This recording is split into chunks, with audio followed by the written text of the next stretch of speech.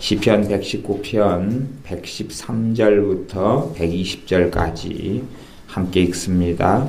내가 두 마음 품은 자를 미워하고 주의 법을 사랑하나이다. 주는 나의 은친처요 방패시라. 내가 주의 말씀을 바라나이다. 너희 행악자여 나를 떠날지어다. 나는 내 하나님의 계명을 지키리로다. 주의 말씀대로 나를 붙들어 살게 하시고 내 소망이 부끄럽지 말게 하소서. 나를 붙드소서. 그리하시면 내가 구원을 얻고 주의 율례에 항상 주의하리이다. 주의 율례에서 떠나는 자는 주께서 다 멸시하셨으니 저희 괴사는 허무함이니이다. 주께서 세상의 모든 악인을 찢기같이 버리시니 그러므로 내가 주의 증거를 사랑하나이다. 내 육체가 주를 두려워함으로 떨며 내가 또 주의 판단을 두려워하나이다. 아멘. 119편 113절에 보면 내가 두 마음 품는 자를 미워하고 주의 법을 사랑하나이다. 제가 예전에 악인에 대한 설교들을 한참 시리즈 설교로 해왔었습니다.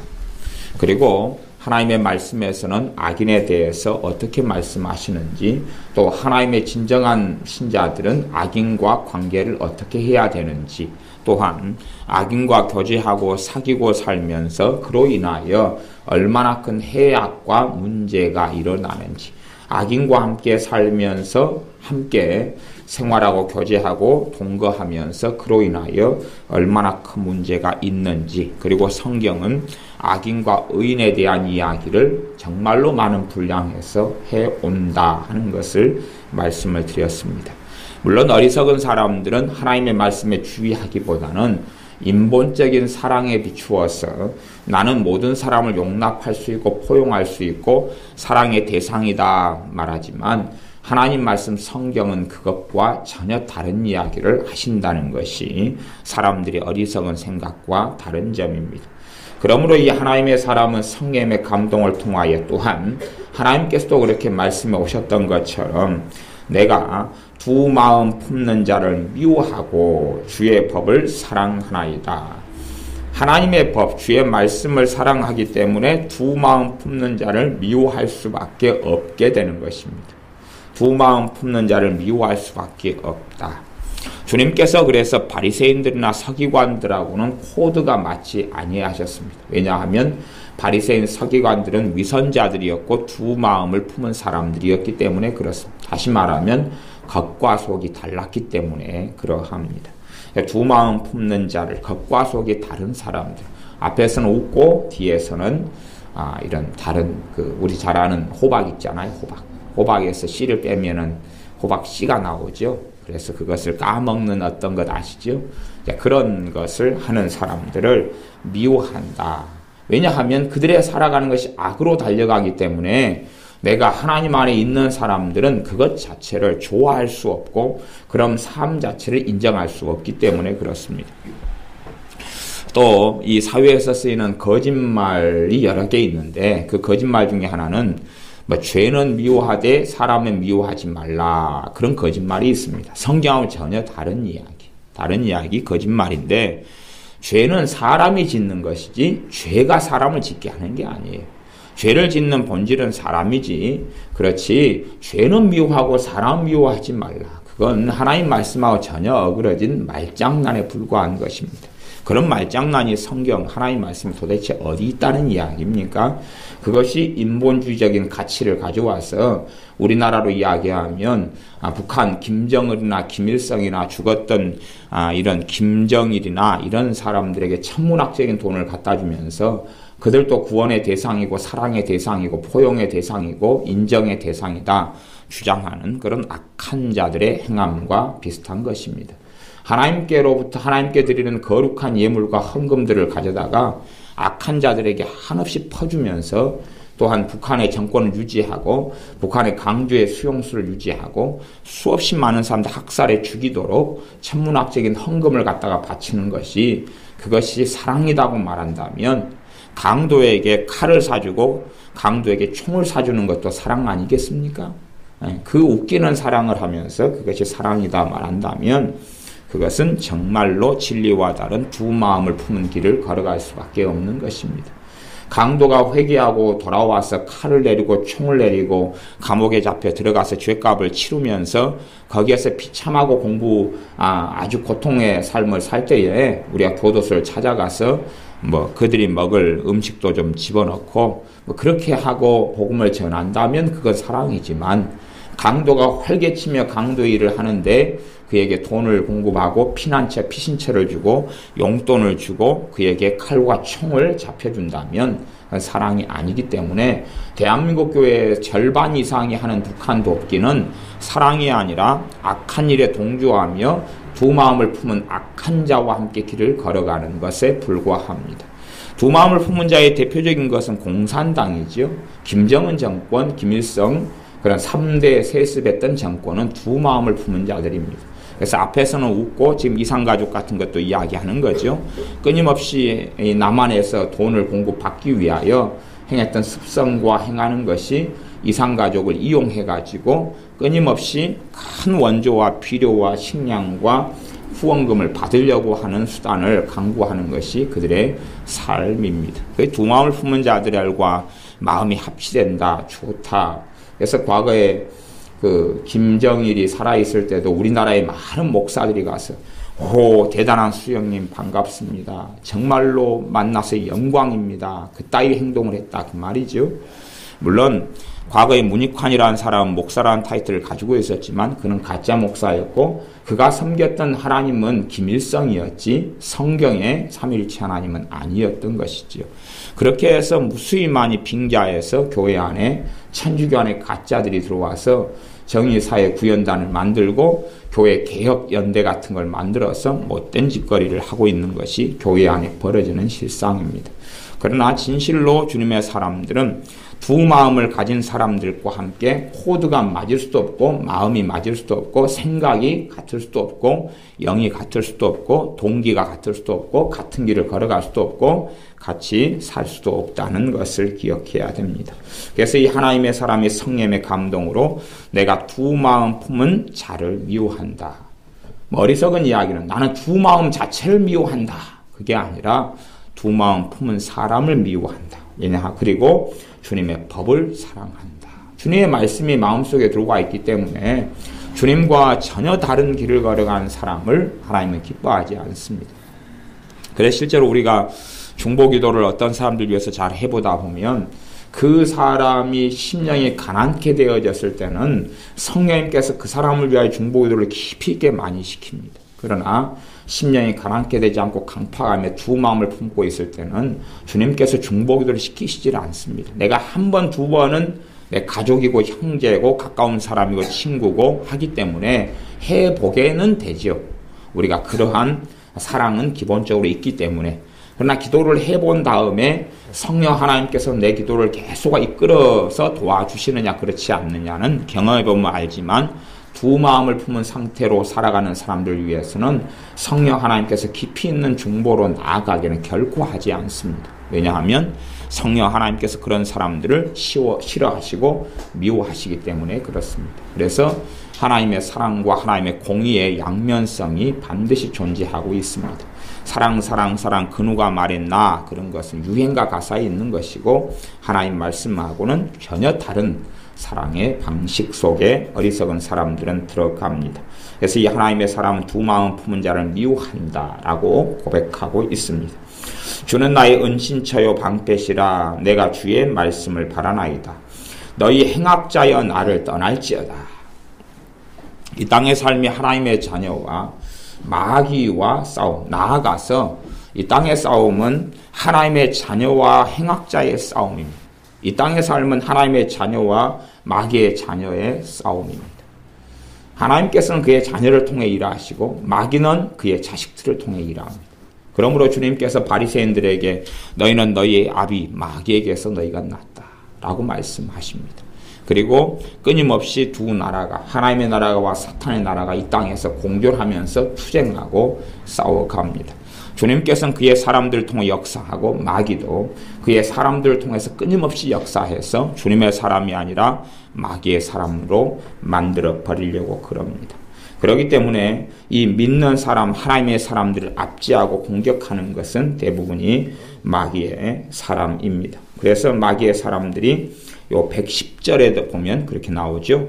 악인이 나를 해하려고 무엇을 놓습니까? 올무를 놓았사오나. 악인이 해하려고 올무를 놓아요. 이 악인은 하나님의 사람들을 무너뜨리려고 존재하기 때문에 그렇습니다. 물론 그들 스스로는 의롭다, 그들 스스로는 착하다, 그들 스스로는 나는 괜찮은 사람이야, 나는 그럴 의도가 없어 말하지만 많은 악인들은 사탄의 꼭두각시에 불과합니다. 물론 자기는 자신의 자의로, 의지로, 자신의 생각과 판단으로 행동하고 산다라고 착각하지만 실상은 마귀의 지배와 마귀의 조종 속에 살아가고 그 마귀는 그의 사람인 악인을 통하여 하나님의 자녀를 해하려고 올무를 놓는다는 사실입니다. 그러므로 올무를 놓을 때에 내가 그와 가까이 하고 가까이 지낸다면 나는 함정과 올무, 덫에 걸려서 발목은 잘릴 것이고 삶은 비참해질 수밖에 없다는 것은 기억해야 됩니다. 그러므로 내가 악인과 함께 지낼 수밖에 없는 상황이라면 내가 견디고 버티고 살아가려면 누구보다 내가 은혜 속에 살아야 되고 성령 충만한 삶을 살 때에만이 나는 승리하고 버티고 이길 수가 있습니다. 너희 행악자여 나를 떠날지어다. 나는 내 하나님의 계명을 지키리로다. 행악하는 사람들은 어떻게 합니까? 하나님의 사람을 유혹하고 미혹하고 잘못된 길로 이끌고 또한 진리를 거스려 떠나게 만들고 맨 처음에는 광명의 천사처럼 다가올지언정 나중에는 하나님과 동떨어진 삶을 살게 하고 세상을 사랑하게 만들고 그리고 세상의 것들로 유혹하고 미혹하게 합니다. 세상의 가치관을 집어넣습니다. 그래서 행악한다는 것은 고의적이고 악의적인 죄의 삶을 산다. 그렇게 제가 말씀드렸습니다. 연약함과 결점과 단점과 허물을 통해서 죄를 짓고 살아가는 일반적인 죄인을 이야기하는 게 아니라 고의적이고 악의적으로 행하는 사람을 이야기합니다. 그런 사람의 특징은 양심의 기능이 마비되어 있고 양심의 기능이 심지어는 화인맞아 있고 양심이 정상적으로 작용하지 않는 사람들입니다. 그래서 너희 행악자여 나를 떠날지어다. 나는 내 하나님의 계명을 지키리로다. 주의 말씀대로 나를 붙들어 살게 하시고 내 소망이 부끄럽지 말게 하소서. 나를 붙드소서. 117절 그리하시면 내가 구원을 얻고 주의 율례에 항상 주의하리이다. 이 시편 119편 강해를 하면서 제가 전에 말씀을 드렸습니다. 나를 붙드소서.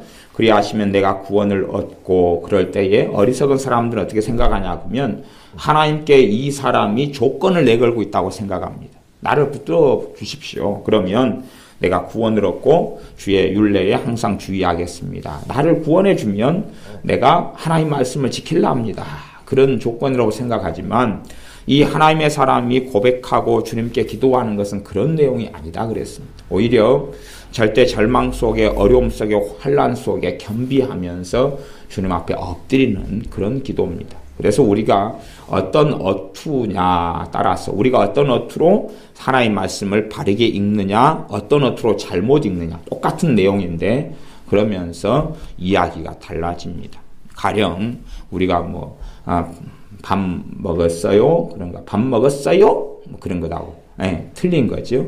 성경 그래서 그 뒤에 어떤 것, 잘생겼네. 잘생겼네? 하는 것이 전혀 어감이 틀린 것처럼 성경에 있는 걸 사람은 자기 어감과 자기 어투를 사용해서 읽어요. 그래서 문맥적으로 앞뒤로 봐가지고 해야 되는데 한 구절을 뽑아내거나 자기 어감과 어투를 넣어서 성경을 어그러지게 얼마든지 읽을 수가 있습니다. 그것이 어떤 사람들은 나를 붙드소서 그러면 나를 붙들어주고 안 붙들어주는 건 하나님의 책임이고 소관이다. 그렇게 떠넘겨버리죠. 책임을 하나님께 떠넘기는 방식으로 성경을 보는 것은 정말 어리석은 것입니다. 오히려 하나님의 은혜에 자기를 의탁하는 것이고 하나님의 의지하고 의존하는 기도가 나를 붙들어 주소서 하는 기도입니다. 하나님 앞에 엎드리는 기도가 나를 붙들어 주소서. 하나님께서 나를 붙들지 않으면 내가 하나님 앞에 거하여 살 수가 없나이다 하는 겸비한 기도지. 그러지 내 멋대로 살면서 나를 붙들어주면 내가 하나님 뜻대로 뭐 살 것 아닙니까? 그러니까 하나님이 안 붙들어주니까 나는 내 마음대로 사는 겁니다. 하나님 나한테 은혜를 주면 내가 뭐 변화될 것 아닙니까? 근데 내가 안 변화되는 거 보니까 하나님이 은혜 안 준 거네요. 그런 스토리는 전혀 아니다 그 말입니다. 그런 것은 완악하고 완강하고 교만하고 거만한 사람들이 성경을 읽거나 그렇게 보는 스토리입니다. 나를 붙들어 주소서 하는 건 주님 앞에 정말 겸비함으로 엎드려 하나님의 도우심을 간절히 구하는 것입니다. 하나님의 도우심이 아니고서는 구원받을 수 없고 하나님의 도우심이 아니고서는 진리의 길에 거에 설 수 없다는 것을 이 하나님의 사람은 깨닫고 있기 때문에 그렇습니다. 우리 자신도 겸비함 속에서 하나님께 조건을 내거는 기도의 스타일이 전혀 아니다 그랬습니다. 조건이 아니라 어떤 면에서 신학적으로 이야기하면 자신의 무능함을 하나님께 고백하고 있는 것입니다. 칼빈주의 신학으로 이야기하면 전적 타락이라 그러죠. 내 힘과 의지와 능력으로 하나님께 거할 수 없다는 고백이기도 합니다. 그러므로 하나님의 은혜에 의존하고 주님께 의존하여 엎드리는 것이지 하나님께 배째라 그러면서 하나님 내가 배짱을 튕길 테니까 한번 나를 구원하려면 하고 말려면 마십시오. 내 어려움에서 건져내려면 내고 말려면 마십시오. 건져내면 이렇게 내가 이렇게 하고 안 건져내면 나는 내 마음대로 살랍니다. 뭐 이런 스타일이 전혀 아니다는 이야기입니다. 그래서 그러한 강팍한 마음을 가진 사람들은 이런 시편에 있는 이런 반복되는 이런 나를 붙드소서 그리하시면 내가 구원을 얻고 주의 율례에 항상 주의하리이다 이런 말씀을 읽으면서 자기 스타일로 가져가 버리는 것들을 간혹 보았습니다. 118편 주의 율례에서 떠나는 자는 주께서 다 멸시하셨으니 저희 괴사는 허무함이니이다. 주의 율례에서 떠나는 자는 그러면 이것은 불신자를 이야기하는 게 아닙니다. 불신자를 이야기하는 게 아니라 하나님의 백성이었던 사람이 하나님의 말씀에서 무관심해져 가고 하나님의 백성이었던 사람이 하나님의 말씀에서 떠나는 것을 이야기합니다. 그러지 안 믿는 사람은 하나님 말씀에서 떠나려 그래도 떠날 게 없어요. 왜? 본래 진작 떠나 있기 때문에 그렇습니다. 그래서 시편의 대상도 하나님의 백성이 대상이고 그 가운데 이제 어떤 이들은 하나님 말씀에서 떠난다는 이야기입니다. 떠나요. 떠난 다음에 주께서는 그 사람들을 뭐 하신다고 그럽니까? 멸시하신다고 그럽니다. 그러니까 떠나는 사람이 크게 두 부류가 있어요. 한 부류는 떠나는데 교회 안에 남아있는 부류. 종교인이죠. 교회 안에 남아있는 부류. 그래서 하나님의 말씀에는 전혀 관심이 없고 단지 기도도 하고 예배도 드리지만 하나님께서 나를 위해 존재하는 하나님으로 나를 위해 존재하는 주님으로 바꾸어버리는 사람들. 실상은 불상 앞에 서서 뭐 부처하고 교제가 일어나는 건 아니죠. 부처하고 교제가 석가모니하고 교제가 일어나는 게 아니에요. 물론 석가모니인 척 해가지고 귀신은 역사합니다만은 뭐 불상 앞에 놔두고 내 마음대로 그냥 빌고 내 마음대로 위안받고 내 마음대로 1000배도 하고 뭐 100배도 하고 10,000배도 하고 그런다 그 말이에요. 한 걸음 걷고 한번 절하고 한 걸음 걷고 절할 수 있지만 석가모니하고 교류가 일어나는 게 아니죠. 천주교에서는 마리아를 통해서 하나님께 기도한다면서 마리아에게 항상 기도해요. 그럼 마리아가 때로 나타나서 응답해 주죠. 근데 그 마리아는 진짜 마리아가 아니라 귀신이죠. 마리아를 가장한 귀신이에요. 그래서 천주교 신자들이 어지간한 사람들, 열심파들은 마리아 한두 번씩 만나봤다고 그래요.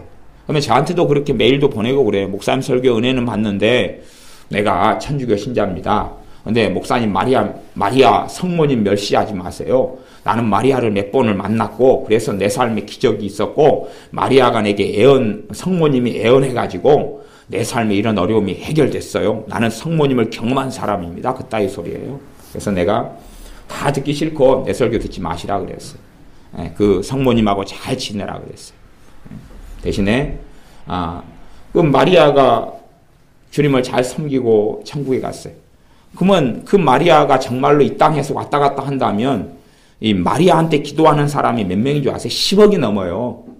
마리아가 이제 천국에서 그 영혼이 한 몸으로 한 영혼이 기도 응답해 주려고 10억이 넘는 사람에게 다니면 천국이겠어요? 지옥이겠어요? 마리아를 얼마나 달달 볶는지. 대신에 감사하게 마리아는 이 땅에서 자신을 그렇게 숭배하는 줄을 모릅니다. 알면 피눈물을 흘리겠죠. 모르죠. 그건 이제 덮어버리죠. 안 그러면 천국에서 고통을 느끼고 있을 거 아니에요. 왜 도대체 이 사람들은 말씀에도 없는 나를 성모 마리아여 그리고 내게 기도하고 섬기는가? 그럴 것 아니에요. 어리석어지죠. 또 천주교 같은 데는 이런 성자라고 하는 사람들을 선정해서 그 사람들이 기도를 합니다. 어거스틴, 그럼 어거스틴을 한테 기도를 해요. 어떤 수도원에서 그 어거스틴한테 기도를 해요. 어거스틴은 아우구스티누스인데 그 사람은 주님한테 기도를 또 하죠. 그래서 응답을 누가 가져와요? 어거스틴이 가져와요. 그러면 어거스틴 같은 경우도 천국에서 얼마나 피곤하겠어요. 그게 사실이다면. 왜? 자기를 추종하는 사람이 일단 한 500만 명이 돼요. 500만 명이 자기한테 막 기도를 하니까 바쁜 거예요. 와, 어찌 이 땅의 삶보다 살아있을 때보다 더 바쁘냐. 막 그러고. 빨리 천국과 지옥, 천국과 이 땅을 왔다 갔다 한다. 말이 되지 않는 이야기죠. 그런 의미에서 이제 천주교에서는 성도의 교제를 믿는다 하는 사도신경의 고백을 할 때 그 사람들이 생각하는 성도의 교제는 그 내용이에요. 이게 보통 개혁파 교회에서 이야기하는 성도의 교제하고는 전혀 다른 내용이죠. 우리는 이 땅에 있는 사람들 가운데서 성령의 역사를 통해서 하나 되고 성령님이 하나 되게 하신 걸 사랑으로 지키고 그리고 서로 상합하고 연락하고 각자의 부르심과 은사와 달란트로 서로를 섬기면서 주님과 함께 동행하는데 서로 기도하고 돕고 사랑하고 살아가는 믿음의 공동체를 이야기하는 성도의 교제인데 그 친구들이 이야기하는 성도의 교제는 전혀 다른 것이다. 그 말입니다. 그래서 사람들이 주의 율례에서 떠나버려요. 그러면서 인간의 사변과 생각을 신학으로 만들고 자신의 믿음 체계로 만들고 그렇게 살아갑니다.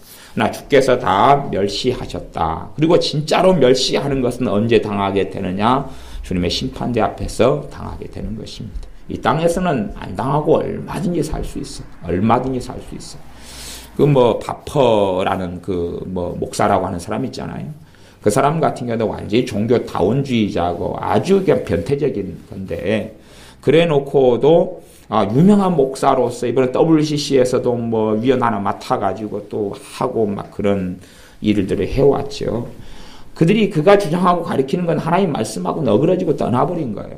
진즉부터 천주교에 있는 종교 다원주의와 이상한 어떤 신학들을 받아들여서 짬뽕이 돼가지고 대신에 밥을 노숙자에게 준다 하는 컨셉을 가지고 선량한 사람, 선한 사람인 척 해왔던 거지요. 그러나 주의 율례에서 떠나는 자는 주께서 다 멸시하셨다 그러고 저희 괴사는 허무함이라고 말씀하셔요. 이 땅에서는 그 모든 비밀과 베일이 다 안 벗겨질지언정 그들이 해왔던 것을 하나님은 괴사라고 보시는 것이고 속임수나 어리석음이나 악함으로 보시는 것이고 그리고 그 결과는 주님 앞에 섰을 때에 지푸라기보다 못한 허무함만이 남게 된다는 것입니다. 그 사람들은 그들이 행하는 괴사가 선한 일로 생각하고 아름다운 일로 생각하고 하나님 앞에 섰을 때 큰 칭찬과 영광과 존귀를 받을 걸 생각하지만 그들이 행하는 것은 허무함뿐이다 하는 이야기입니다. 주의 율례에서 떠나는 사람들, 주님의 사람으로 있었다가 현재는 있었다가 미래는 그렇게 되거나 과거에는 하나님 말씀에 거해 있다가 하나님 말씀 중심으로 살기보다는 자신의 주관과 생각과 가치관과 뭔가의 짜릿한 체험과 경험을 통하여 새로운 어떤 해석들을 만들어내는 그런 사람들, 그런 사람들의 행위와 삶은 허무함을 거두게 됩니다. 119절 주께서 세상의 모든 악인을 찢기같이 버리시니 이건 진리를 이야기하는 것입니다. 자신의 감정이나 생각을 이야기하는 게 아니에요. 주님께서 누구를 버리십니까? 세상의 모든 악인을 찢기같이 버리시죠. 지금 요 몇 절만 봤는데도 반복하는 스토리죠. 행악자여 나를 떠날지어다. 그리고 두 마음을 품은 자를 내가 미워한다. 왜? 안에 성령님의 역사가 있고 주님의 마음을 이 하나님의 사랑에 품고 있기 때문에 그렇다 그런 말이에요. 그리고 주의 윤례를 떠나는 자를 주께서 다 멸시하신다고 이야기했고 119절은 주께서 세상의 모든 악인을 찢기같이 버리셨다고 이야기해요. 그러면 세상에 이런 악인들을 위해서 성령님께서 중보기도를 시키시겠습니까? 그렇게 생각하신단 말이에요. 전혀 그렇지 않다는 상식적인 건 이해하셔야 돼요. 그렇기 때문에 어떤 사람들이 중보기도라는 걸 이용해서 하나님께서는 기뻐하지 않는 것들을 강요를 해요. 계속 기도하면서 강요를 해요. 하나님이 기뻐하지 않는 것들을 위해 강요를 해요. 김정은을 위해서 기도하려면 강계 수용소에 있는 그 불쌍한 사람들 위해 기도하겠어요. 김정은을 위해 기도하려면 그는 돌아서지 않고 주님께 회개하지 않아요. 그가 죽인 사람들이 얼마나 많은데 그러려면 북한에 있는 지하교회에 있는 신자들을 위해 기도하는 것이, 가난한 이들을 위해서 기도하고 어린 아이들, 철 모르는 아이들이 꽃제비가 돼서 돌아다니는 그 불쌍한 아이들을 위해서 기도하는 것이, 대동강가에서 탈북하다가 얼어 죽어가는 그 사람들을 위해 기도하는 것이지, 무슨 정신 나간 사람들이 김정은을 위해 기도한다. 전혀 성경을 몰라. 자기는 나는 그런 사람까지 끌어안을 수 있어. 끌어안고 함께 지옥으로 들어가는 좋은 일이 있겠지요. 그러나 주님께서는 세상의 모든 악인을 찢기같이 버리신다라고 말씀합니다. 그렇기 때문에 하나님이 어떤 분이신가를 이해하고 알아야 돼요. 어떤 사람들은 사복음서를 보는데 주님은 사랑으로, 자기가 생각하는 인본적인 사랑으로 무장된 분이다 라고는 착각을 합니다. 그러나 주님의 말씀을 그들이 듣고 배울 때에 주님의 말씀이 인본적인 사랑으로 무장되지 않았기 때문에 주님께 말씀을 들으면서 다 떠나갔습니다. 안 맞거든요. 인본적인 사랑으로 무장됐으면 주님의 말씀을 들으면서 사람들이 떠날 이유가 없어요. 너무 좋으니까. 항상 위로해주고 끌어안아주고 손잡아주고 따둑거려주고 격려해주고 안 떠나지요. 다 떠납니다. 떠나고 제자들이 남으니까, 12제자가 남으니까 주님께서 그들에게 묻습니다. 다 갔는데 너희도 떠나려느냐? 라고 묻습니다. 너희도 가려느냐? 물을 때에 제자들이, 특별히 베드로 사도가 생명의 말씀이 여기 있사오매 우리가 어디로 가겠습니까? 그리고 안 떠난다 그래요.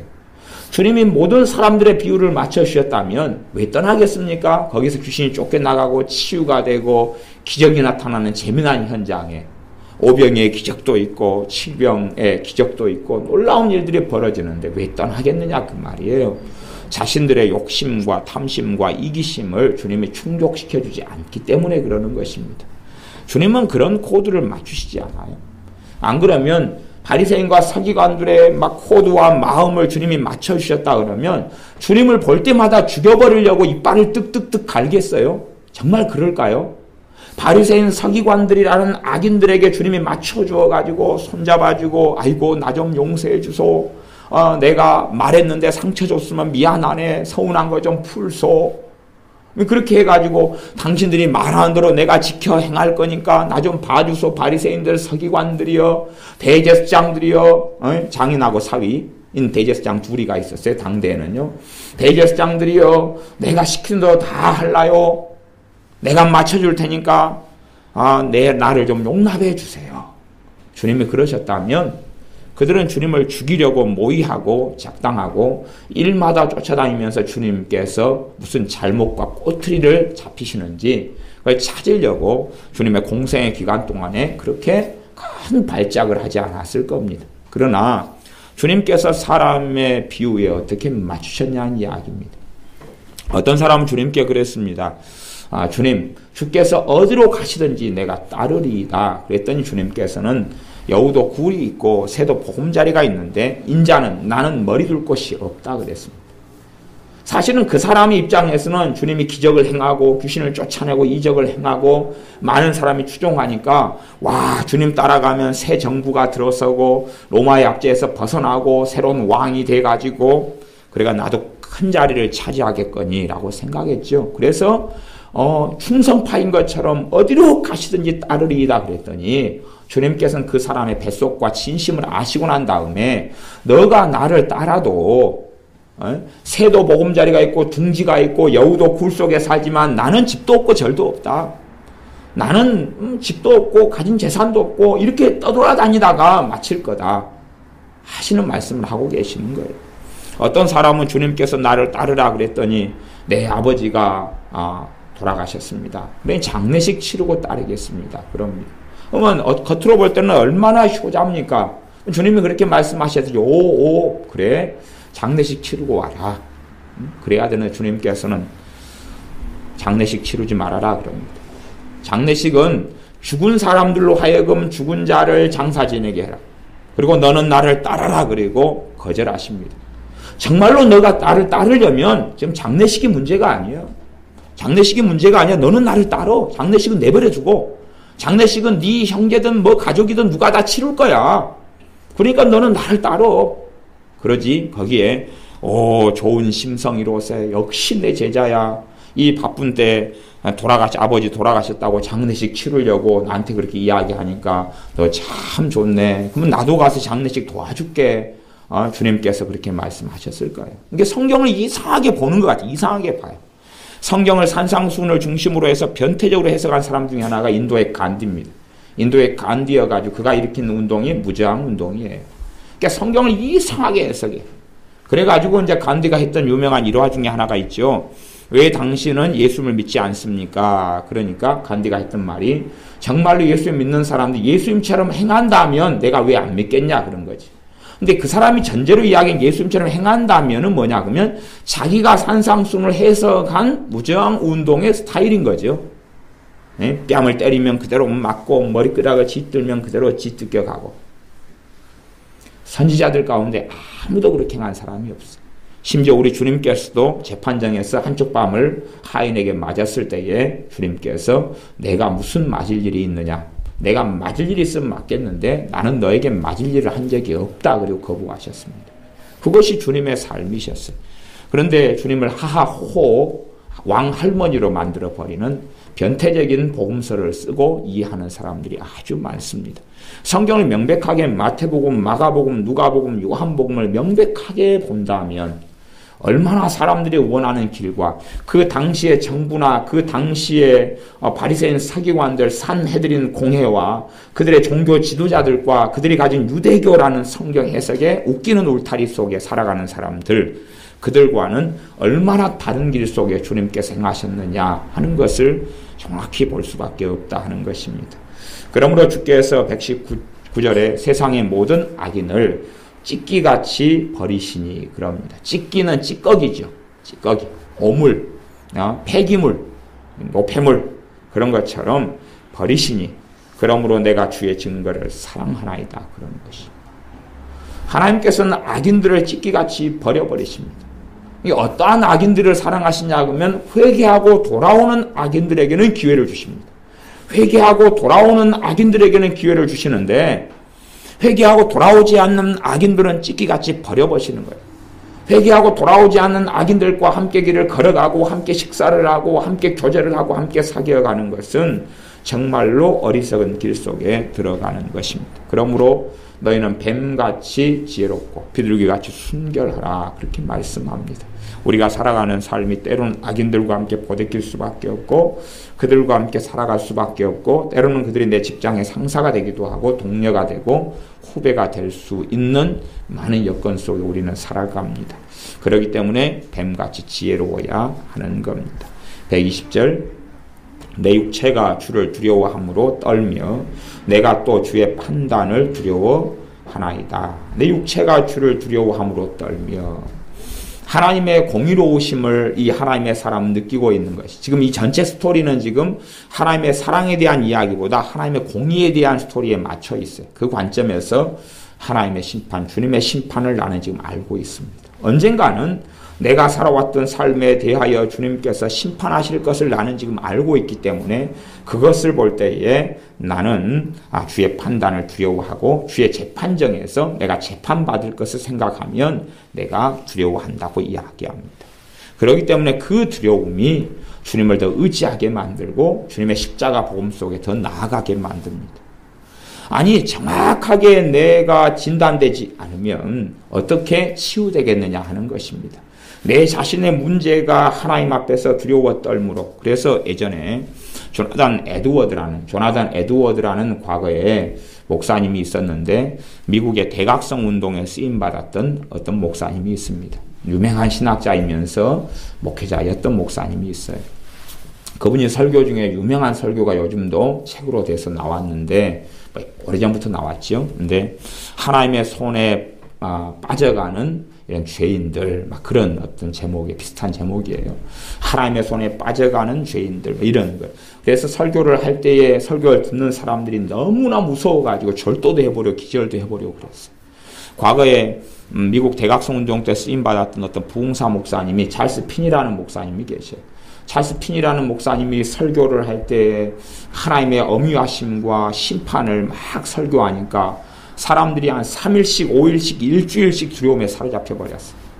두려움에 사로잡혀서 가슴을 치고 통곡하고 벌벌벌 떨고 그 성령 하나님의 그때 당시에 역사하심이 그랬어요.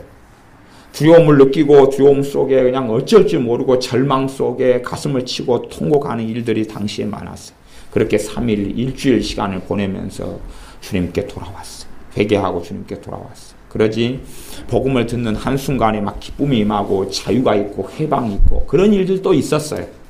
우리가 알듯이 베드로 사도가 고넬료 가정에 가서 복음을 전할 때에 바로 예수님의 복음을 들으면서 성령 세례가 임하고 그들에게 기쁨이 임하고 그랬다 그 말이에요. 또 사마리아 도성의 사람들이 빌립 사임이 복음을 전할 때에 도성 큰 그 사마리아 성에 큰 기쁨이 있더라 그랬어요. 그런 일들도 있어 왔어요. 있어 왔지만 또 한편으로는 하나님의 말씀이 증거될 때에 심장이 벌렁벌렁하고 떨리고 가슴을 치고 하나님의 엄위하심과 두려우심. 로마서 말씀에도 넘어지는 자에게는 하나님의 엄위하심이 있다. 너희가 하나님의 엄위하심과 인자하심을 너희가 알아야 된다라고 성경에 말씀해요. 이게 많은 사람들은 인자하심을 몰라요. 하나님의 사랑을 모르는 경우도 있고 또 어떤 사람은 하나님의 엄위하심을 몰라요. 하나님의 공의지요. 이 두 가지를 다 같이 알아야 돼. 이 두 가지가 다 우리를 살게 하고 우리를 새롭게 하는 것이. 하나님의 엄위하심이 역사할 때에 하나님의 공의로우심이 역사할 때에 하나님의 두려우심 우리의 심령과 삶이 역사할 때에 내가 이제 그 자리에서 주님을 더 철저하게 의지하는 것으로 나아가느냐 그래서 복음을 더 누리며 주님의 십자가의 보혈을 더 누리느냐 아니면 하나님의 두려우심 앞에서 오히려 참소하고 절망하고 거기서 멈춰버리느냐 하는 길이 달라지게 됩니다. 이 하나님의 사람은 내 육체가 주를 두려워함으로 떨며 내가 또 주의 판단을 두려워하나이다. 어떨 때 하나님의 사람들이 이걸 느끼게 하실 때가 있어요. 주님의 사람들에게 어떠한 믿음의 성장과 여정 속에 이걸 누리게 하실 때가 있어요. 느끼게 할 때가 있어요. 마찬가지로 부모가 자녀의 잘못된 점을 본 다음에 차마 초달을 않는 사람은 자녀를 미워합니다 그랬죠.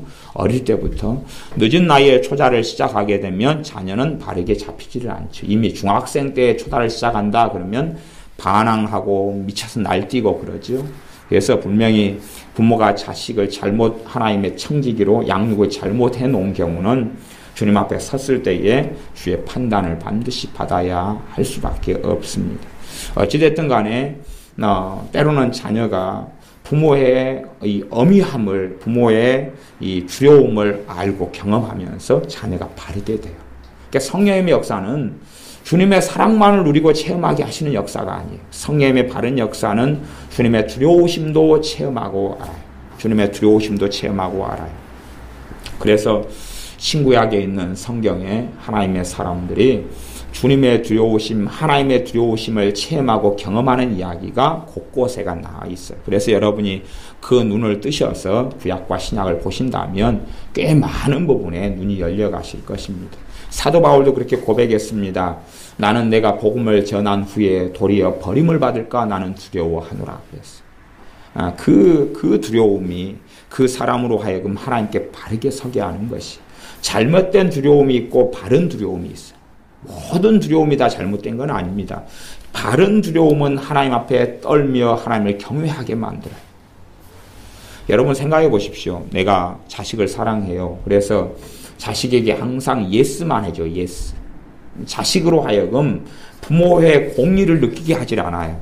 그리고 피자 사주고 치킨 사주고 참아주고 말하자면 그냥 사랑해주고 부드러운 사랑이죠. 강한 사랑이 아니라 좋은 거 베풀어주고 용돈 주고 미운 놈 떡 하나 더 주니까 계속 인절미 사주고 찰떡 사주고 숙석 사주고 그러다가 얘가 목에 걸려서 체하고 연치고 그래서 목을 청소기로 목에 집어넣어서 떡을 빼주고 그리고 또 떡 먹여주고 그렇게 할 때 얘가 바르게 되겠느냐 그 말이에요. 원하는 대로 옷 사주고 장난감 사주고 자가용 사주고 물론 소방차 같은 장난감 자가용을 이야기합니다. 그런 걸 다 풀서비스 해줘요. 막 그러면서 자식이 사랑을 많이 받았으니까 변화될까 하는 것입니다. 마찬가지로 하나님의 사랑, 복음의 요소 속에는 하나님의 공의가 있고 하나님의 사랑이 같이 있어요. 같이 있기 때문에 단지 하나님의 사랑만을 내가 막 체험할 때 내가 다 온전하게 변화되느냐. 그렇다면 비타민 C만 먹으면 사람 된다. 육체가 완성된다. 몸이 건강해진다. 그런 말장난하고 똑같은 것입니다. 여러 가지 영양소가 함께 있을 때에 사람 온전하게 돼요. 그래서 내가 믿음 가운데 주님을 경외함 가운데 바르게 서는 정말 중요한 영양소가 하나님의 말씀이 하나님에 대한 두려움이에요. 하나님에 대한 경외함이고 하나님을 두려워함이고 하나님 앞에 떠는 것이죠. 하나님 말씀 앞에 떠는 것입니다.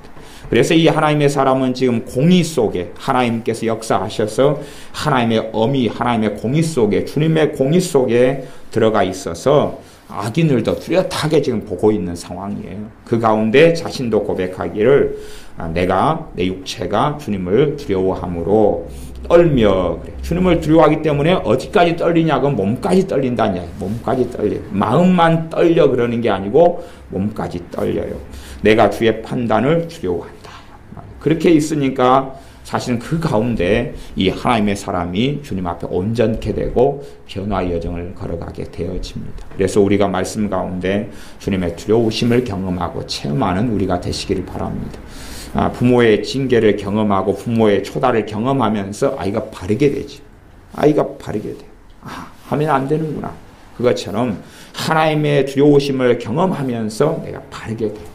이것을 성경에서는 히브리서 같은 데서는 너희가 하나님의 징계하심을 경히 여기지 말라. 하나님께 사랑하시는 자를 징계하신다 하고 말씀하시는 것과 같은 맥락입니다. 하나님으로부터 징계가 없는 사람은 사생자고 하나님께 버리운 자다. 정말 하나님의 자녀라면 하나님의 엄의와 공의가 나타나서 징계할 수밖에 없다. 그래 하나님의 자녀이기 때문에 그렇다. 그러나 하나님의 징계가 없는 사람은 버리운 자녀이기 때문에 징계하지 않는다. 내 자녀가 아니고 길 지나가는 남의 자녀가 담배 피면서 지나가도 우리는 징계하지 않습니다. 초등학교 몇 학년짜리가 지나갈 때에 요즘에 아이들을 두려워하잖아요. 그래서 담배 꽁초로 우리를 지져버리면 어떻게 할 겁니까? 그래서 그냥 지나가라 그러고 놔두죠. 근데 내 자식이 그렇다면 우리는 징계할 수밖에 없죠. 왜? 내 자식이기 때문에 그러합니다. 그런 것처럼 하나님의 자녀라면 하나님께서는 그 자녀들에게 주님의 두려우심을 경험하게 합니다. 주님의 두려우심, 주님의 판단을 두려워하게 만들고 주님 앞에 설날에 기억하게 하며 이 땅의 삶 속에서 주님이 어떤 분인가, 얼마나 공의로운 분인가를 체험하고 경험하게 합니다. 몇 년 전의 이야기를 제가 한 가지 하고 말씀을 마무리하면 몇 년 전에 그런 일이 있었습니다. 제게 하나님께서 하나님의 공의를 체험하게 하셨을 때가 있어요. 이렇게 공의를 체험하게 했다는 것이 뭐냐 그러면 이 설교의 부분에 있어서 하나님의 공의의 기름 부음이라는 게 있어요. 하나님의 공의의 기름 부음이라는 게 있어요. 하나님의 공의의 기름 부음을 제게 한참 부어주셨어요. 그때 당시에 설교가 몇 달 정도는 꽤 무서웠을 거예요. 몇 달 정도는. 근데 이제 그것도 어떤 저하고 별로 상관이 있는 건 아니고, 어떤 목사님이 그 하나님의 공의의 기름 부음을 가지고 있었어요. 근데 그 목사님이 정년 퇴직할 나이쯤 돼가지고, 그 목사님하고 저하고 어쨌든 20몇 년을 아는 사이잖아요. 근데 그런 관계 속에서 그분이 가지고 있던 공의의 기름 부음이 저한테 넘어와 버렸어요. 아무 상관없이. 저는 별로 그분의 설교 스타일을 좋아하는 사람은 아니에요. 근데 그분에게 있는 공의의 기름 부음이 넘어와 버리니까 제가 설교하는 말투나 어투가 그분하고 똑같이 변해가 버렸어요. 한참. 그러다가 이제 몇 달이 지나서 그 약화되고 이제 제 스타일로 좀 이렇게 변화되고 그 다음에 좀 사라졌던 일들이 있어요. 그러면서 그 몇 달의 여정 속에서 하나님의 공의를 많이 경험하고 체험하게 됐죠. 그래서 공의의 말씀들을 성령님이 역사하심을 통하여 한참 몇 개월 동안 전했던 것이 있고 교회 카페에 설교가 그대로 아마 남아 있을 겁니다. 그래서 과거 한 4, 5년, 5, 6년 전의 이야기니까요. 그래서 하나님께서 하나님의 자녀가 온전하게 성장해 갈 때에 하나님의 공의로우심을 경험하게. 그러니까 하나님의 공의의 말씀을, 그래서 여러분이 아시죠? 의의 말씀을 경험하지 못한 사람은 어린아이다는 사실. 그 이야기입니다. 그 이야기. 성경 하나만 더 찾고 마무리하겠습니다. 요한 1서 말씀입니다. 여기까지 가면 이제 좀 어려운 이야기가 됩니다만은 설명은 제가 어느 정도까지 했다 이렇게 보여집니다. 요한 1서 2장 말씀.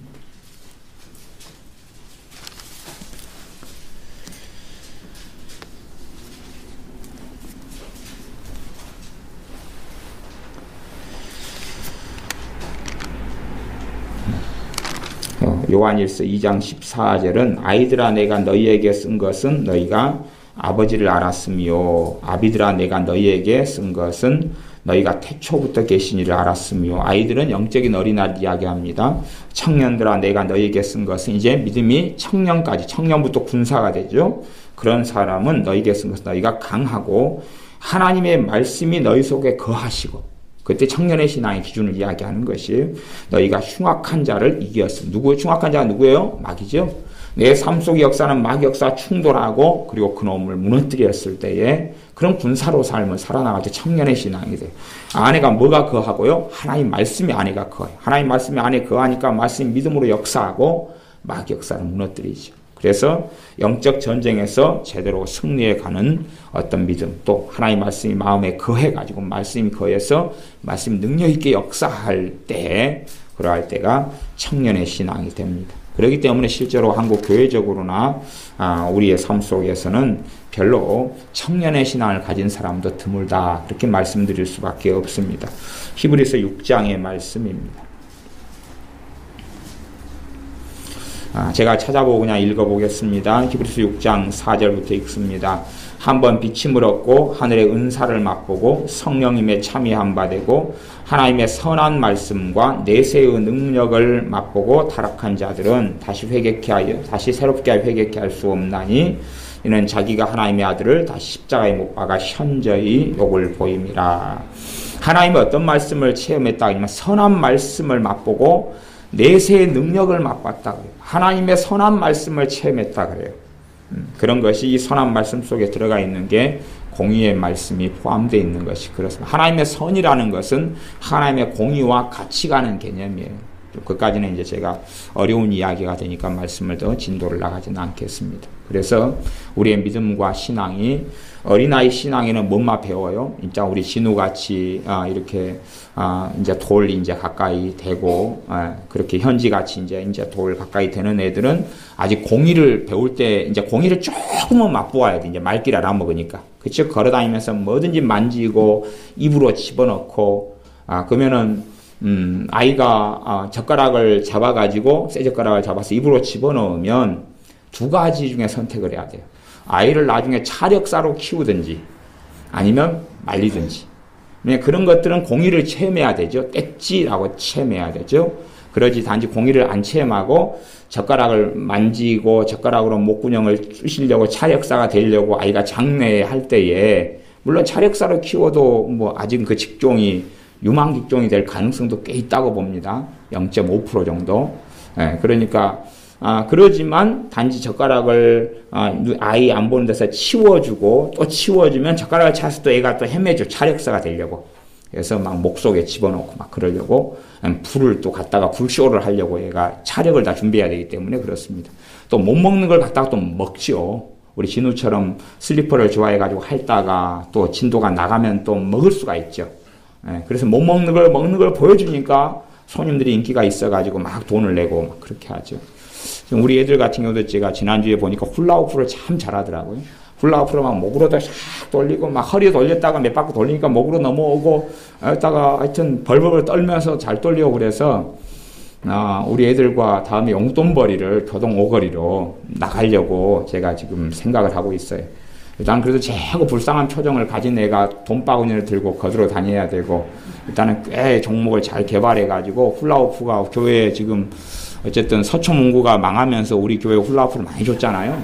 한 20, 30개가 훌라후프가 돌아다니는 것 같아요. 근데 일단은 뭐 무진이나 현미 같은 애들은 꽤 돈을 좀 벌 수 있는 애들이고 나머지 애들은 좀 훈련을 좀 시키면 될 것 같아요. 돈바구니 가지고 막 공연을 막 하는 거죠. 그래서 어린아이가 안 좋은 것을 잡으러 막 다니면 그걸 숨기고 치우는 것은 공의를 전혀 체험하지 못하는 거죠. 이게 아이가 공의를 배우지 못해요. 그러면 성장하지 못하죠. 떼찌 하는 걸 경험을 해요. 만지면 떼찌, 만지면 떼찌, 만지면 떼찌. 어른이 이기죠. 포기하지 않는 자가 이기죠. 포기하지 않는 자가. 물론 굉장히 해를 많이 가져오는 칼 같은 것을 목으로 넘기려고 그런다 그러면 치워야 되죠. 그건 치워야 되죠. 왜냐하면 위험하니까 아이가 손이 닿지 않는 곳에 놔야 되죠. 하지만 일반적인 것까지는 공의를 체험해야 돼. 그때 아이가 이제 성장해 갑니다. 그런 것처럼 예수를 믿는 사람들이 하나님의 공의의 말씀을 체험하면서 그 사람의 신앙이 이제 온전케 되어져 가고 바른 궤도에 인공위성이 바른 궤도에 침입하는 것처럼 믿음의 바른 성장 가운데 들어가는 것입니다. 기도하겠습니다. 아버지 하나님, 우리가 하나님의 공의의 말씀을 깊이 있게 체험하여 믿음의 성장과 진보가 있게 하시며 하나님 아버지를 제대로 알아가게 하여 주시옵소서.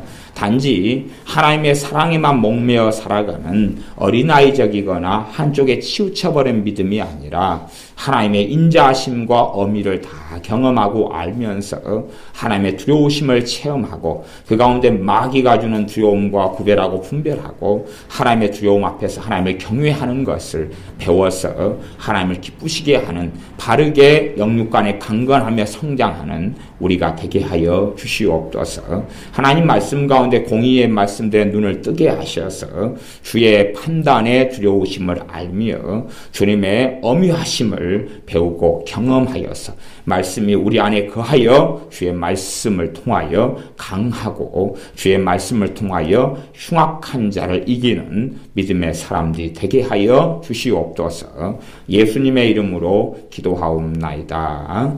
아멘.